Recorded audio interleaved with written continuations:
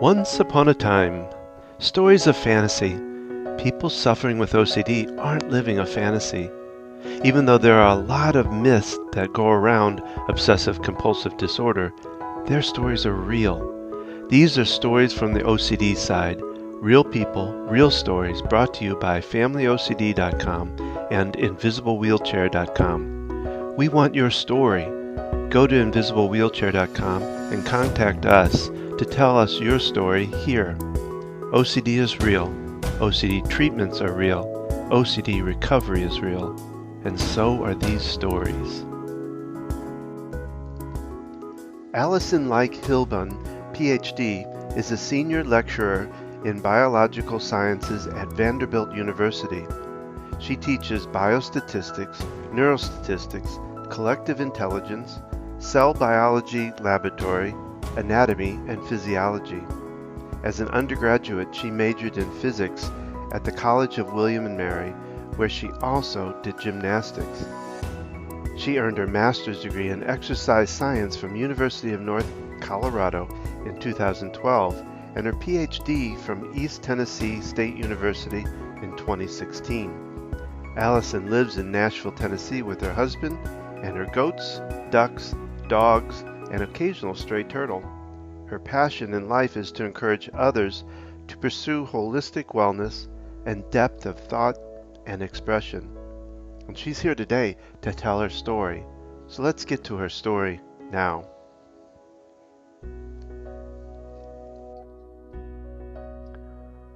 So Allison, thank you so much for being part of the Invisible Wheelchair podcast. It's great to have you here and telling your story, and I welcome you. Thank you so much. It is an honor to be here. I sorely wish that there were people like you doing this when I was a child. I definitely felt isolated and like there was nobody out there who understood the disorder and, no safe refuge. So thank you so much for doing this. Well, you're welcome, and I agree with you. I wish we would have known what we know now 10, 11 years ago when we started into it too. There's just not enough information. I mean, it's getting better, but it's just not enough information out there. So yeah, and telling these stories, I honor you for doing this because it's hard to do for somebody, anybody that suffers with OCD. It's a difficult thing to tell the story, to let people know so they don't think you're crazy or to, all that kind of stuff. So if you could share your story with us, that would be wonderful. Absolutely. Thank you. So I'm going to take us back to myself at the age of 8. This is where it began. The stark contrast between the normal everyday, sometimes things happen that are fun, sometimes things happen that are irritating. I'm stressed for the spelling exam type of feelings. I was actually in a staycation. We didn't call it that back then in the 90s, right? But nowadays it would be a staycation. I lived in Orlando and we were staying in a hotel downtown. And I remember just being perched and looking outside, just out the window at the Orlando skyline. And I was literally hit by what seemed like a brick wall. Everything was fine, status quo, and then I was just like inundated with this feeling. And the best way that I could describe it is like a claw coming and kind of clenching in my brain. And the specific thought that accompanied it was this notion that, and it's going to sound perhaps funny to you. To me, it was a horror, story, but that my teeth were going to fall out. I don't even know what it was exactly. It wasn't the thought of me having lost teeth before, because I did lose my teeth early. So, and I didn't think that was that terrifying with the blood and everything, but just to lose all of my teeth and not have any of them left came with it a sense of lack of understanding of myself as a real human being. Cause I was almost feeling like, besides our bones and our structure of our jaw, like how is it that like everything in our bodies are pulled into one specific location and we're not just exploding out into the universe, is kind of the thought that I had as an 8-year-old.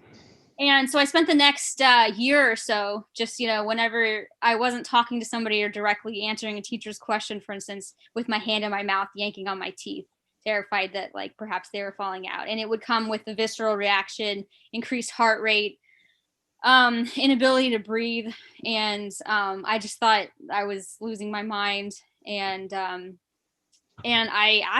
would ask my parents every once in a while, like, do you think that my teeth are falling out? And sometimes they would look at me kind of like, what? And then they put their hand in my mouth and kind of jiggle a tooth and be like, silly, like, your teeth are really fine. I'm like, no, they're not, they're falling out. But I still, even at that time, knew that I couldn't push it too far because I would sound crazy if or be annoying to them if I asked all day long.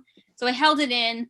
And somehow that thought ended up just like swiftly transitioning into another panic, which was the fear of having whatever, and that actually would change for whatever deadly disease I thought that I had for that day. I think it's like hypochondriasis is probably common. For me though, I would go to sleepover parties and that's all that would be on my mind. I can remember being at friends' houses and like having to escape to the bathroom and just like crouch and cry because I couldn't handle the panic of like needing to feel around on my body for tumors just to make sure that I was okay, to like try to stay up all night during the slumber party because like how could I prevent myself from like, you know, just like having any kind of like tumor emerge or something in the middle of the night. Somehow I felt like I had the control to like as if I was checking that like, okay, I'm good and I'm going to be fine. And that actually would waltz eerily between my fears would waltz eerily between that and then the feeling of just being afraid that I was going to attack somebody else against my will. I decided that I wanted to be a human being who would bring joy and light and life and love. And I thought, like but what's keeping my brain sane? If I can't understand what's keeping my teeth in place, like perhaps I'll just like suddenly grab a knife and stab everybody. I remember one in particular sleepover party. I thought like I also stayed awake all night or tried to. I think I eventually fell asleep. So I have reasonable melatonin levels, I suppose. But I would be panicked until then, thinking that I would sleepwalk and then go to the like kitchen and like grab knives and attack the family. Oh. And I thought like like that would be the epitome of evil on this planet, like attacking other people. Like so I need to make sure that I check every thought that comes into my mind to make sure that it passes the altruism test. Every like most seconds of the day were spent doing this, which is exhausting. This all went on so from the time of 8 through to the age of like 16, at which point it began to dip more into like depression that kind of swam with the OCD. And I would start to feel like actually I remember it hitting again like a brick wall. I was sitting on my father's couch and suddenly like being struck by lightning. I thought like I don't know if I can handle being alive any longer. I don't know if I can prevent myself from taking my own life. And it was like the feeling of equally panicked about like how do I keep myself alive, and also such like a subtle like draw of the thought of ceasing the pain. Almost in the way that I was a competitive gymnast. I remember one time we were doing these awful things called frog jumps where you squat all the way down and you jump as high as you can, and we just had to do like around the floor over and over. And I actually like remember thinking to myself like I kind of wanted to sprain my ankle on purpose just to get out of this, even though I equally want to be the best gymnast in the world and I also want this pain to end. Like pain up here. Yes. My mental anguish, the claw feeling that would just never leave me alone. As soon as my eyes would open, the menacing clenching, and then I couldn't describe to anybody, and I really didn't think there was any hope or help for me because I didn't hear anybody else talking about being afraid of stabbing other people and being afraid of like their bodies at every moment of the day. So the obsessions got weirder from then as well as I started to some of this like started a lot earlier, but in terms of not being able to just make it through the day, almost the fear of like not understanding what time means and like thinking about like how perhaps time doesn't like flow in a straight line, or perhaps time like is some other dimension. Like how am I keeping myself in the dimension that we're in? Started to panic me such that I didn't like feel like I was real anymore, and I started to have the sensation of like my like my essence, if you want to call it, like my soul outside of my body. I felt like I was like looking down at myself. I would look at my hands and be like they're confused. They're a confusing shape. They're long, like my fingers are long and like elongated, like some kind of creature. It was just really weird, and it was similar to a feeling like when you're in a nightmare and you kind of come to the realization that you're in the nightmare, and then you try to like tense to get yourself out of it. And so you tell yourself like, no, like I'm not crazy because I like know that I'm in this, but at the same time, like you're just powerless to make that real and that evil real in your head stop rolling. But it was around that time that and I've been going through the years kind of quickly, but it wasn't until I was 22, I think, that my stepmom actually was like, I think you have really severe OCD and you need to see the family psychiatrist, which at the time, my siblings are a lot younger. And my brother also had a diagnosis of OCD, and my sister also a different psychiatric diagnosis. So they had a child psychiatrist, which I didn't know about at the time because I grew up in Florida with my mom, and my dad and stepmom were in Virginia. So I just didn't know exactly what was going on in terms of the mental health issues there. But the psychiatrist was like, I was telling him about these things, like I'm afraid of attacking people. I don't understand like how I can exist inside my body, all of the philosophical things. And he looked at me, he's like, yeah, it's OCD. This is OCD, and hard to hear. And also, I felt like, okay, so somebody else in the world has had other people come to them and be like, I can't understand my own existence in that. But then he said like, so you're just overthinking everything. And I thought to myself, am I overthinking everything? Like, I guess, but like overthinking everything in the sense of like your heart rate all day long being like, 120 beats per minute, and your stomach turning flip-flops and your arms shaking, and like you're still expected to go and like put on a docile appearance and be a normal person. Okay, overthinking, you know. Um, so, so there was medication. He was like, you should try. He actually gave me Xanax starting out, like pretty large dose of Xanax, and Lexapro, which obviously takes longer to start working. I think it helped a little bit, but I didn't see like a very, very large benefit. The Xanax did help with sleeping.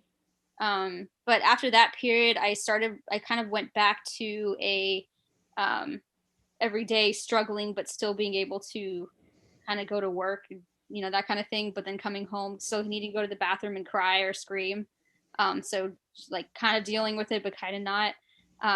And then I don't know how the years go. I'm still like stuck in this like panic torment, but I'm in a PhD program, which I chose strategically. Like, what can I do where I can just like, if I need to lie down and scream because I'm so tormented, that I can do that. So picking a quantitative program where I'm doing like coding was really helpful, as opposed to physically having to be somewhere where you can't just lie on the ground and scream. So, So they understand it better there than yeah. okay. But my stepmom also, saved the day with, hey, I really think you would benefit from therapy, which I had never tried before until I was 31 years old. Was the first time I tried therapy. And so I go to this therapist, and he's it's pretty like pragmatic in the sense of, okay, like we're going to try to just explore all the different fears that you have on your list. At the time, I was terrified of, at Vanderbilt, my office is on the 8th floor, which now actually is moving to the 6th floor. But we have like this overlook, this balcony with like a drop just to the bottom. So I would always be like, I would crunch to the side. I'd walk to my office just afraid that I would spontaneously, eject myself off of there as I would walk. So I would like write, I told him that, and he surprisingly wasn't like, what's wrong with you? He was like, okay, calm, like wrote that down, afraid of being contaminated by my food touching random things. I had fears of like this, I would start with this, like, this will sound ridiculous, but if I hear like the word death in a song and I'm like eating a banana, then I get afraid that the banana has been like infiltrated by that word. And so I would write down all these things, and he was like, okay, let's like, tackle them. And it was really helpful. And I started to feel a decrease in anxiety as I kind of confronted some of the fears. But some of the things I kept back from him that were a little more terrifying, like my lack of understanding of time and space, of my place in space and time, and some of the more like hallucination type sounding things that I've had. And then he started to explore some of my depth of feeling about just like needing, like everybody, like needing the feeling of love and understanding that sometimes hard to get when you have not when you shut yourself off from the world just because you're having to just be in survival mode. And so it became very like deep in that way. And he it's really it's difficult to go back into this place because it was only a couple of years ago. But he I told him that I was starting to become dependent on him. I felt like he was the one thing in my life that had started a little bit to strip away some of the anxiety. And I told him, I went into a therapy session, told him that, like, is it okay that I'm relying on you? Is it okay that I feel like I absolutely need therapy now in order to be able to just destroy the thoughts in my mind, in which I have to still try to do like 800 times per day, but it's working to think about being in this space. And um, after that session, I remember I remember just like thinking like I'm worried about like being attached to him. So I started thinking in my mind, I got to find a way to break away and like make myself know that if I didn't have him, that I'd be all right. Because I thought, eventually, like you can't be like 80 years from now, is it so? But so that was a Tuesday, and it was Friday. You always think about what do you see, what do you do if you see your therapist outside of the session? So I Yeah. so I actually was driving back with my husband from lunch and saw him driving a car, and he had his face. He looked angry, like he was shouting, and like turned to the side and shout. And I thought, like what it was a weird internal struggle because I thought to myself like I really want to text him, but then you're not supposed to text your therapist because it's just like weird, you're not supposed to do that. And but I was concerned about him, but then I tried to talk myself out of it, like perhaps he's just really interested in heavy metal music or something. I didn't know what's going on. But horrifyingly, I find out that night he took his life. Oh So my. I had the pain. So I was like having a really difficult time still with like fear of suicide. But then my therapist, unfortunately, lost that battle for himself. And so like that has been something that I have not, I don't know if I will ever get over that. And I think for him is one of the reasons that I want to like talk about how, so many people put on a suit and they look like they're powerful and they look like they're okay and they're not. Yeah. And I really want people to know that regardless of, if you're a therapist or not, if you know all the right answers, that like help seeking is a strong thing to do. Um, but I did continue to go to therapy with, I have an amazing therapist now, David, and he has continued the work with me for the OCD, which has been a really long road. I have a lot to do, but I have felt like I have the ability now to put myself into that space in my head and like more like, there are large portions of time now where I can feel that feeling of pre 8 years old, where I can just like feel the sun on my back and like enjoy the notion, the sensation of being a human being, and consider and ponder like what I can bring to this world in the future and be hopeful. And I'm just so grateful to him. And yeah, but that's my general story, and I You'll appreciate. stick with it, right? Um, and I just have to say thank you because I could tell that was tough. That was tough to get out, and I'm hoping that it feels better now that because you spoke it, you said it, and I think that's so important.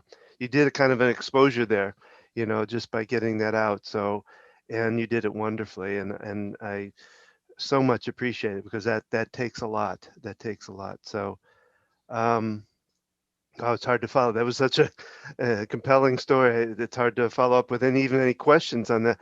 Um, but you and I talked about a little bit about uh, through all of that. I mean, that's a lot, and you went through some tough stuff with the suicide of your therapist. Are you able to see any good that came out of it? Do you feel like there was? Because what I've seen, and the reason I asked that is I try to even look back into our own what we've gone through and find the good in it, and I think there is. I've been finding, making people stronger and things like that. Do you see any of that for yourself? Thank you for that question. I feel like I am better at my job as a professor for being able to empathize perhaps better with the struggling that everybody has in day-to-day life, and the ability to really listen and understand the value of that connection from somebody, like a kind of an authority figure. And I try to be that, and hopefully my experience has provided me with some armor to do so and some increased understanding. I feel like it has. Slightly off topic, but in terms of something I've noticed, which I think is helpful for me having shared my story, is that surprising comment that I've gotten from people having read my book is people who are perhaps a little bit older than I am have stated that it was helpful to read a story from. So the other types of stories are super helpful as well. In this particular one, my issues were not caused by like an abuse or anything like that. And so some parents were saying it's nice to read about how like it's not their fault if like Hmm. a child like deeply struggles. And I didn't realize how much a parent kind of takes on that, as you know, some people might take on that as responsibility. Like, what if I had done something different with them when they were younger? And it's just you know, Yeah, unnecessary guilt. I know that really well. I mean, I'm so we sorry. went through a bout of that ourselves, you know, what did we do wrong? My wife went through a lot of, you Mhm. know, it's what did I do in birth? You know, in pregnancy, did I do some, you know, all of that. So I fully understand that. So, um, and you're, the nice part now is you'll be able to be that person that understands a person who lays on the floor and screams. Yeah, yeah. You know? So, um, well, what I ask you now is, what would you say to somebody, that person that lays down on the floor and screams, or that's just finding this stuff out? What kind of advice would you be willing to give them to help them? Well, definitely, I'm a huge advocate for therapy, and in finding therapy that's beneficial, trying to find that like wavelength that's similar between the therapist and the client. It's almost like the advice that I got when I started my PhD program. How do you pick a you know, an advisor, a PhD advisor, if you have the ability to pick? Sometimes the topic isn't as important as it is that specific bond. Somebody that was running our graduate program director was like, picking one is like kind of like getting married, not in a romantic sense, but like somebody that you're going to be able to like mesh with, who understands you on that deep level. And it sounds basic, but I think a lot of people don't think about that when they're like deciding where to go to therapy. People think more about just like the practical matters, like where did this person go to get their degree, and like what specific degree is it, and those kinds of things. But that specific bond, if you can form it, I would tell them that I don't know the answer to your specific problem. And I know that that can be frustrating when people say they do, because some self-help books, it makes you feel like, well, I tried all that and I failed, therefore like what good am I, should I even keep trying? So I'm not going to give you like a specific answer, but I'll tell you that I know that there is one, and I know that like I will keep standing with you until we find it. I'm not going to give you advice, but I'll hold your hand while we wait. And and that I believe that those feelings are valid and real, and also that they will decay once we find a way to fight. Like I just giving them that hope that I don't know how long it'll take. Eventually, we'll win this. You know. Yeah, that's wonderful. Now you mentioned a book, so you've written a book. Is it about OCD, about anxiety, about OCD? Yeah. Um, you want to is that something that's out published in for sale kind of thing? Yes, it's called Logic Strays. It's my memoir of it's Logic Strays: My Quest to Wrangle Torment, which was published in September of last year, 2020, and Okay. details, you know, the OCD is the principal diagnosis, with anxiety and depression kind of coming along with that, and takes a chronological look. I also even go through some psychological testing results in my kind of description of going to different psychiatric appointments, with people kind of arguing about how to treat me and those types of things, which are interesting. Well, I'll have to get that myself. And is it up? I take it like on Amazon or okay. Yeah, it's just on Amazon So and Barnes and Noble Press. So I will. I let my audience know that I will also list that up on the Invisible Wheelchair podcast, under my resource section, I always put information like that because I think it's wonderful to get other stories, other books, and things like that that help. So, well, Allison, it's been wonderful to hear your story, and I'm again so appreciative that you were able to come on and tell it because I think it will help others. Your hope and your vision of hope is going to be a light for somebody else along the way. Hopefully, more than just one person, but if you help one person, to me, it's always best. I really do appreciate you being here and telling your story. I believe that, and it is an honor to be here. Thank you again so much.